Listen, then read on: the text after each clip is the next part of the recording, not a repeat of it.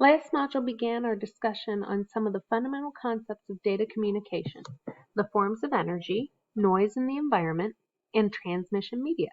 Now we will cover transmission modes, the manner in which data is sent over the underlying medium. We will focus on ways data is transmitted by introducing common terminology, explain the advantages and disadvantages of parallelism, and discuss the important concepts of synchronous and asynchronous communication.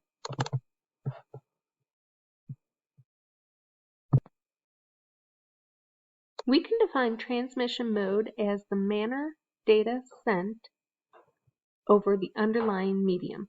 There are two fundamental categories, serial and parallel. Serial transmissions send one bit at a time and can be further categorized according to the timing of transmission. Parallel transmissions send multiple bits sent at the same time. The figure illustrates parallel and serial transmission modes, along with the timing classification of serial transmissions.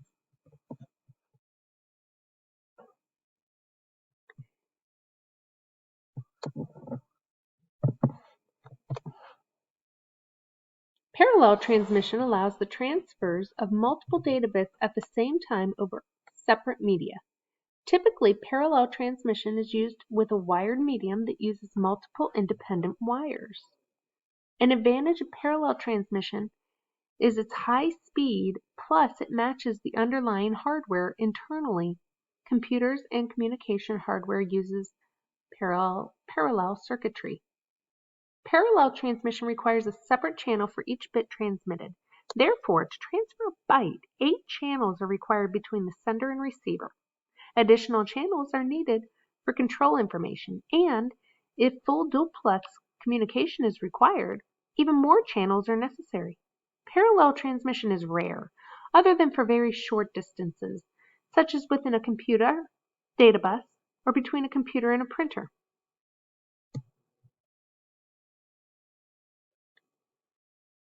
An example of how a byte of data is sent is illustrated using the binary for the capital letter A, 01000001. Each bit is sent on one channel of parallel transmission simultaneously. You can see there are 8 channels right here. The figure omits 2 important details. First, in addition to the parallel wires that each carry data, the parallel interface usually contains other wires allowing transmission coordination between the sender and receiver. Second, to make installation and troubleshooting easy, the wires for a parallel transmission system are placed in a single physical cable. A parallel mode of transmission has 2 chief advantages. High speed. It can send n bits at the same time, so a parallel interface can operate n times faster than an equivalent serial interface. Plus, parallel transmission matches the underlying hardware. Internally, computer and communication hardware uses parallel circuitry. Thus, the parallel interface matches the internal hardware.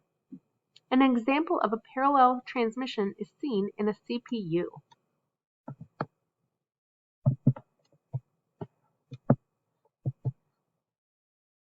CPU uses parallel processing.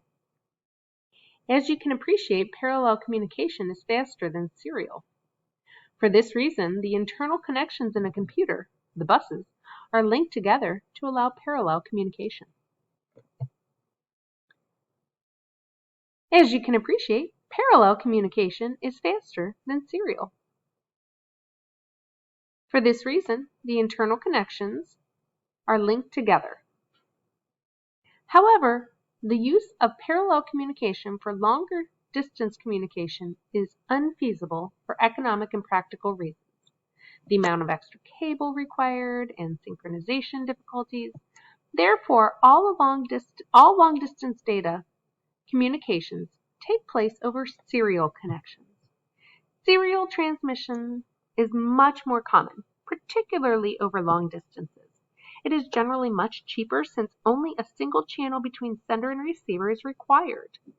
The 7 bits plus 1 parity check bit making up an American Standard Code for Information Interchange, ASCII CII, character, are transmitted serially in sequence by the sender and are reassembled into the character by the receiver. A common example of a serial interface standard is Recommended Standard 232, also known as RS-232. Serial transmission sends one bit at a time.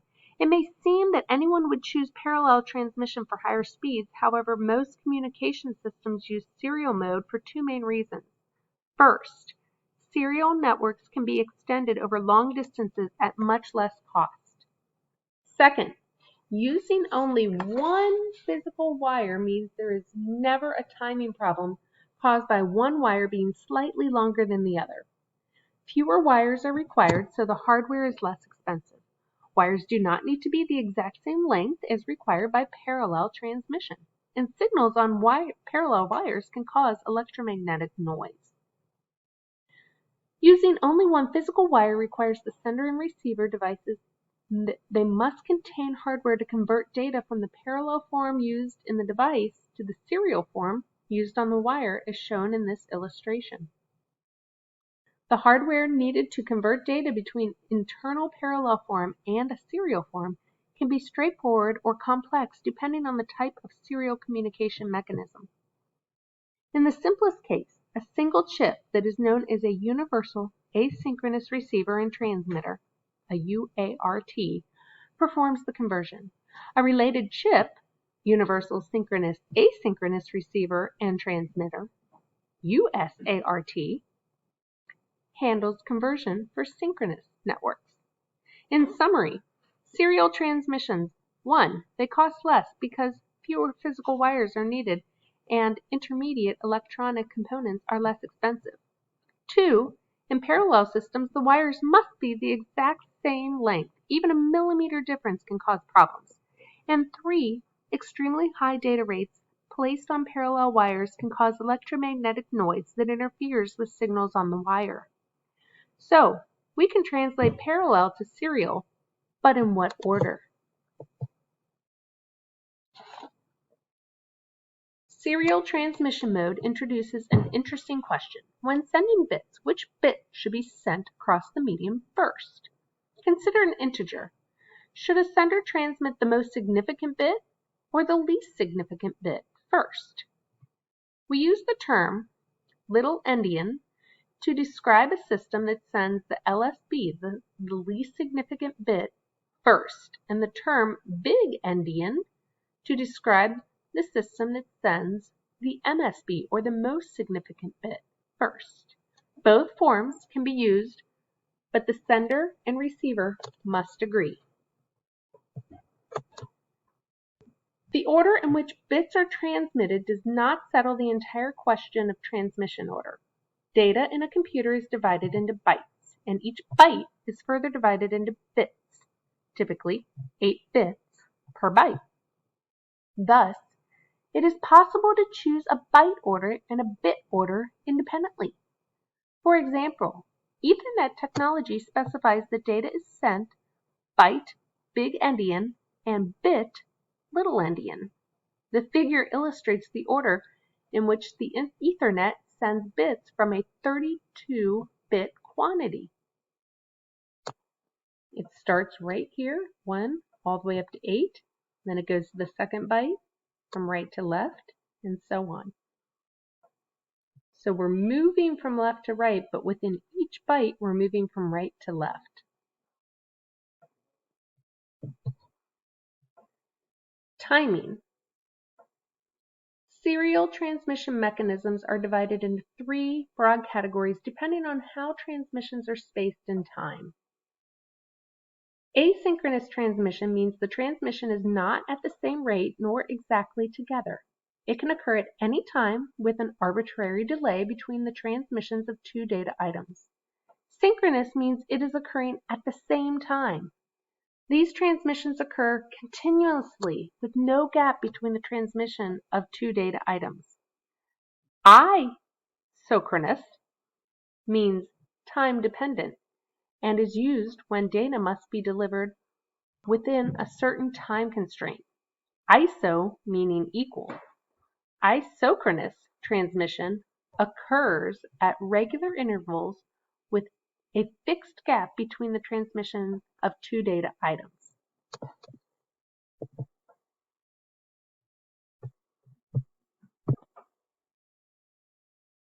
Asynchronous, from the Greek, asyn meaning not with, and chronos meaning time, is an adjective describing objects or events that are not coordinated in time.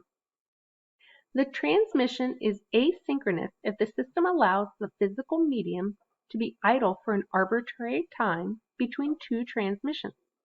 The asynchronous style of communication is well suited to applications that generate data at random, such as typing on a keyboard or clicking on a link. Examples of devices that use asynchronous are, of course, keyboards and mice.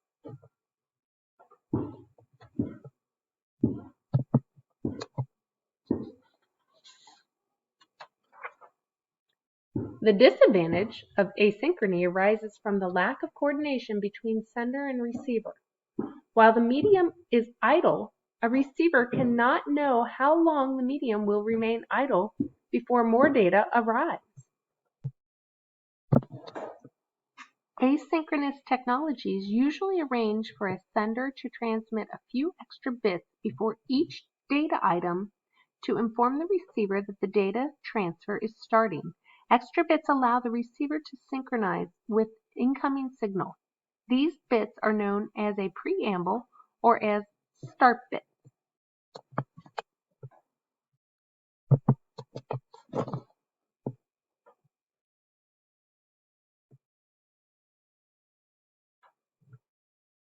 Consider the transfer of characters across copper wires between a computer and a device such as a keyboard.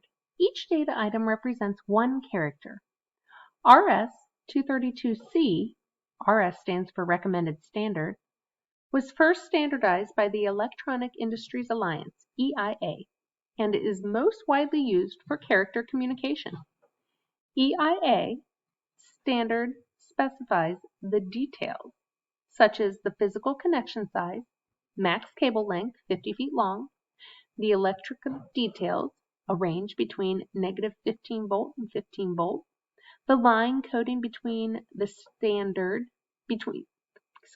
line coding being used, the standard allows the control of the exact number of bits per second, such as whether to send 7-bit or 8-bit characters.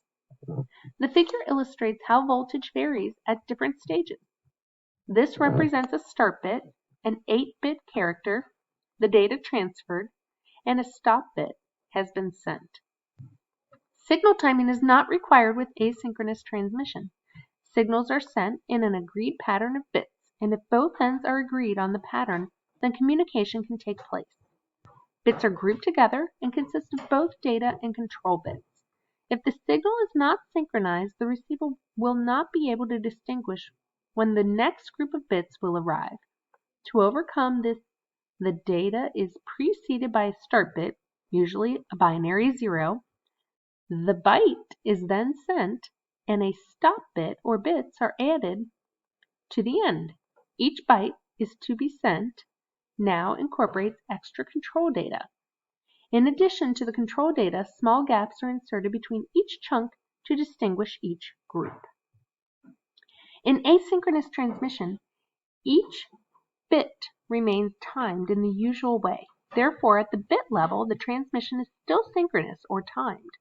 However, the asynchronous transmission is applied at the byte level, once the receiver realizes that there is a chunk of incoming data timing, or synchronization, that takes place for the chunk of data. Asynchronous transmission is relatively slow due to the increased number of bits and gaps. It is a cheap and effective form of serial transmission and is particularly suited for low-speed connections such as a keyboard and a mouse.